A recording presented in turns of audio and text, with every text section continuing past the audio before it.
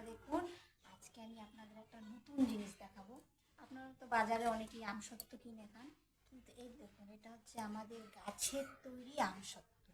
কচুরি আমের গাছ আছে বিশাল বড়, ওই গাছের তৈরি আমসত্ত্ব। এই এক বয়াম ছিল, এগুলো এখন এখানে ঢালছি।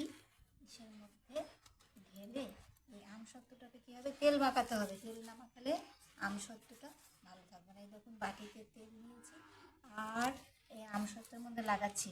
এটা হচ্ছে একদম পিওর আমসত্ত্ব। আপনারা যেটা দোকানে কিনে খান, ওর মধ্যে তো অনেক কিছু মেশানো থাকে, কিন্তু এটার মধ্যে কিছু নয়। যদি আপনাদের মনে হয় আমার এই চ্যানেলটা দেখে আমসত্ত্ব যে আপনারাও একটু খেয়ে টেস্ট করবেন, তাহলে কমেন্টে জানাবেন, আমি ব্যবস্থা করব এটা আপনাদের সাপ্লাই দেওয়ার জন্য।